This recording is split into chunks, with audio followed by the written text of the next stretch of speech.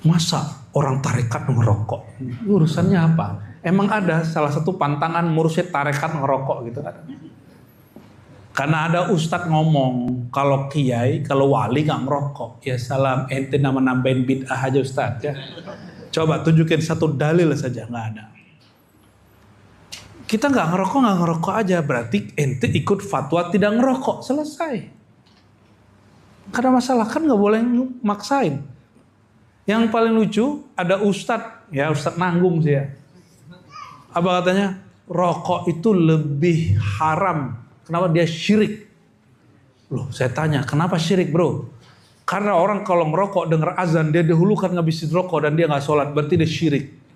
Ya salam. Nggak tahu ilmu akidah, mana yang disebut syirik, mana yang disebut tauhid. Jadi buku lah itu.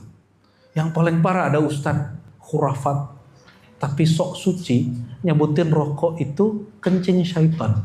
Ente kalau mau menjelek-jelekan rokok, pakai kedokteran, selesai. Ya, sama dokter selesai itu. Nggak ada baiknya itu rokok itu. Ya kan?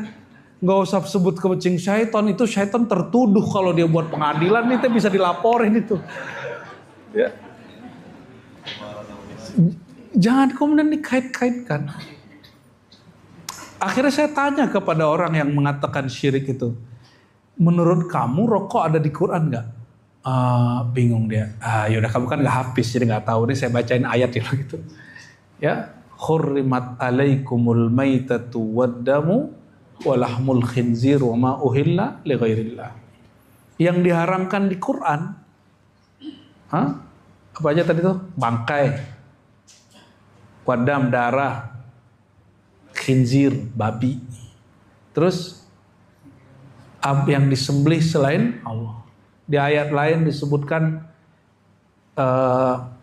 ayat tentang judi apa? Gimana kalimatnya?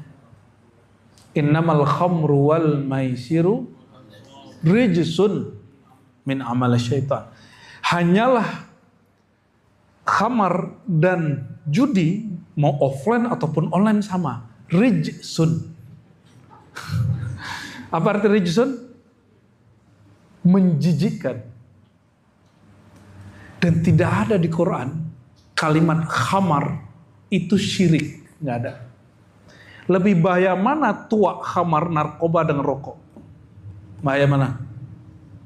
Ini saya bukan lagi belain kiai ngerokok ya.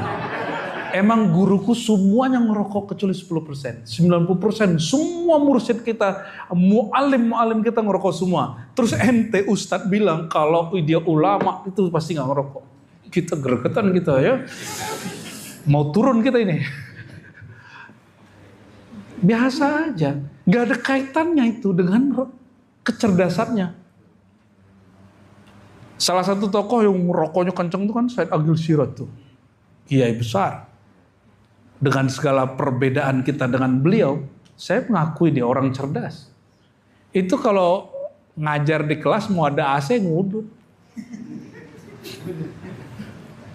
Ada yang meragukan beliau ulama, S1, S2, S3-nya di Ummul Qura Mekah. Ente S2, S3 di mana? Ada yang baru S1 berani menyesatkan S3. Itu level gak Bu ya tuh? Gak masuk. Ya. Jadi kadang-kadang kita membuat kriteria sendiri tentang sosok ideal. Dan itu menyiksa diri sendiri. Hentikanlah itu ya. Yang mengerti wali Allah ya Allah sendiri. Ikuti kriterianya Allah. Allah kalau bicara wali selalu bab rohani. Nggak ada bab performan, udut, rokok, nggak ada. Makanya Imam Junaid ditanya, hal yaznil wali, wahai Tuan Syekh, apakah wali bisa melakukan dosa besar seperti berzina? Apa jawabannya? Emang itu takdirnya terjadi, tapi kewaliannya nggak putus. Loh kenapa? Sekali wali khos, selama-lamanya wali khos. Kalau ente emang wali setan, setan aja jadinya. Mau dipakai sorban berlapis-lapis tetap aja dalamnya syaitan, kecuali disentuh sama wali kutub. baru jadi barangnya, ganti barangnya. Insya Allah. Ya, semoga Allah